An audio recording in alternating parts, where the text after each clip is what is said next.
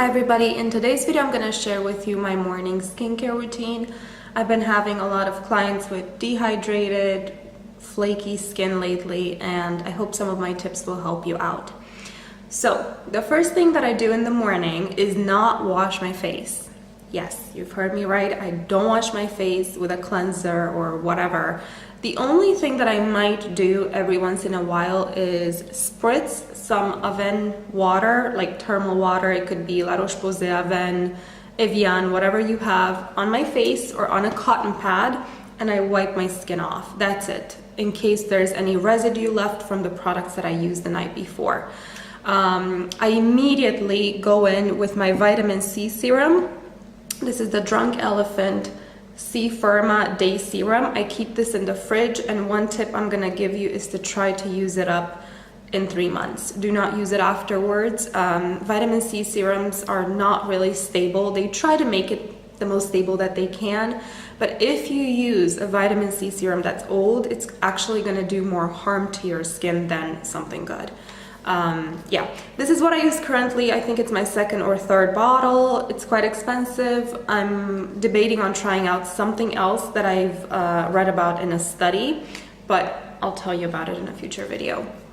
Now, I am subscribed to the Allure beauty box, and in one of the last boxes that I received from them, I received this vitamin C and turmeric face oil, CEO Glow from Sunday Riley.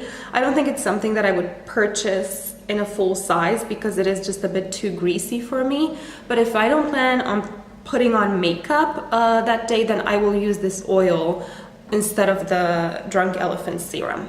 Now, if I feel like my skin is a little bit dehydrated, I will apply a thin layer of Belief, the True Cream Aqua Balm, or the Peter Thomas Roth Water Drench Hyaluronic Cloud Cream. These are very lightweight, they're more so humectants, so they attract water. They're not very greasy, not very oily, and they're perfect for use under makeup. The last step and the most important step is sunscreen. I will share with you 3 sunscreens that I pleasantly use on my face. One of them is the Botanical Sunscreen from Australian Gold. This is tinted. It's not gonna work for everybody's skin tone, but it is fairly matte, so you don't feel like it adds a thick layer under makeup. This is just physical sunscreen.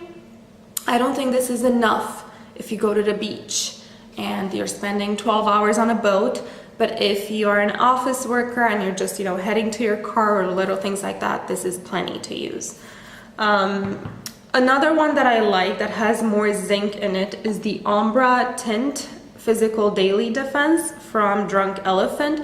This is a little bit more greasy, but it looks amazing under mineral foundation. So whenever I use something like the Laura Mercier Mineral Foundation, it just buffs into the skin so beautifully, and I think the zinc mattifies the skin as the hours go by. Another one I discovered just a few days ago, and I don't think it's easy to obtain this in the US, so if you're from the US, don't pay attention to this. It's the Pharma Ruboril Expert 50+. It's a moisturizer with sunscreen with a tint, and it looks pretty great on the skin. The only difference between the two would be this is slightly greasier, this is more matte, and this also has chemical sunscreen in it, not just mineral. That's kind of it. Vitamin C serum and sunscreen. And if you choose a sunscreen that has some moisturizing ingredients in it, you would not need that cream in the center. These 2 products are more than enough in the morning. Now, if I have an event to go to, or if I really want my skin to look flawless and not flaky and whatever, I will use a bit of this daily microfoliant. It has rice-based powder and salicylic acid and rice enzymes. It's an amazing chemical and physical exfoliator, and it really makes your makeup sit beautifully on the skin. But this is really, I use it rarely because I use other acids and retinols in my night routine.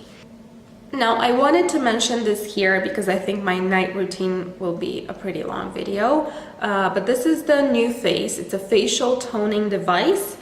I always plan, you know, I'm gonna use it for 60 days and show you an amazing before and after. I bought mine on Hautelook and it was roughly $100–120. I would recommend you just download the app and keep an eye on it. I'm sure that at least a couple of times a year you can find a new face on there. I wouldn't pay $200–300 for it.